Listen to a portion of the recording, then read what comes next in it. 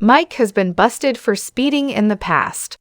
Mike, 60, lives in Lapers Fork, Tennessee, and often drives to nearby Columbia and Nashville for business when he's not filming for American Pickers.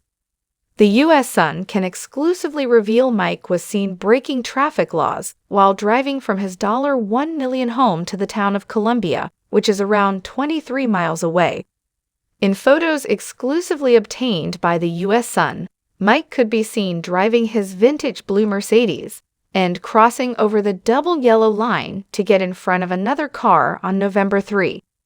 The U.S. Sun also observed Mike driving over the speed limit. Mike has been busted in the past, as the U.S. Sun could confirm he received a speeding ticket on January 10, 2021 in Franklin. According to court records, Mike pleaded guilty and paid the traffic ticket in full. Mike often visits Columbia to check in on his various businesses and properties. The U.S. Sun has previously reported on Mike's $93 million project in Columbia. According to property records, Mike has purchased 7 commercial properties in the sleepy town. The source previously told the U.S. Sun, "The project is costing $93 million. The town is happy Mike is taking this on to help bring new life to Columbia." According to property records, one commercial property is 4,320 square feet and valued at $214,100. The property is rented out to Hazelwood Laboratories, as their business description reads, "Boutique music systems for hospitality and home." Mike also became the owner of a 2,900 square foot property with a value of $192,700. Muletown Coffee rents out the space. Another commercial property is 4,653 square feet and is appraised at $336,300. The space is a drama theater called Packard Playhouse. Mike also owns a commercial property rented out to Trek Bicycle Store Columbia. The space is worth $464,400 and is 6,279 square feet. The square footage includes an upstairs apartment Mike rents out called 2 Lanes Guest House. The U.S. Sun previously reported the American Pickers star charges $275 a night from Friday to Sunday, and $200 a night from Monday to Thursday. During holidays, including Thanksgiving, Christmas, and New Year's, the price is $425 a night. Additional fees include a $100 cleaning fee, $25 per person if more than 2 guests stay at the location, a 14.25% lodging tax, and a security deposit. The lodging features 1 bedroom with a king bed, a couch that pulls out a queen bed, a bathroom, a kitchen, and a washer and dryer. The space is filled with antiques picked by Mike himself. Mike said of the space on the website, "There's so much to see and experience here.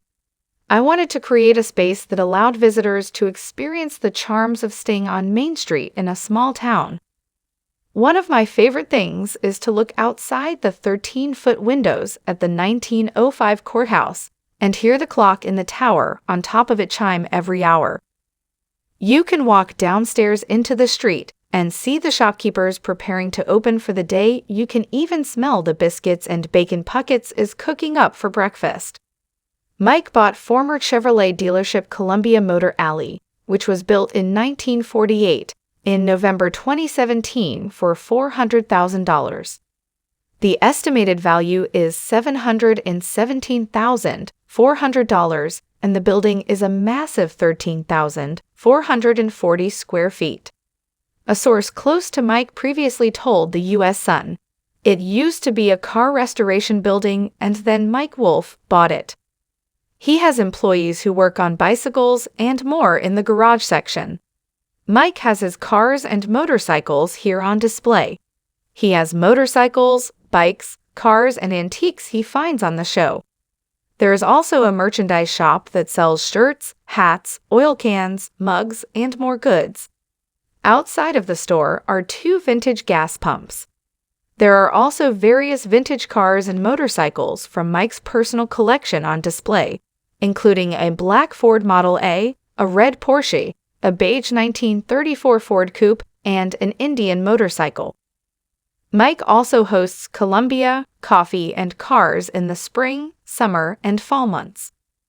According to property records viewed by the U.S. Sun, Mike also dropped $600,000 on a 976-square-foot property on September 15, 2022.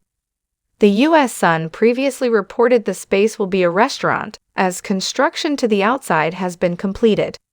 The front of the restaurant has a wooden pergola with lights streaming from the beams.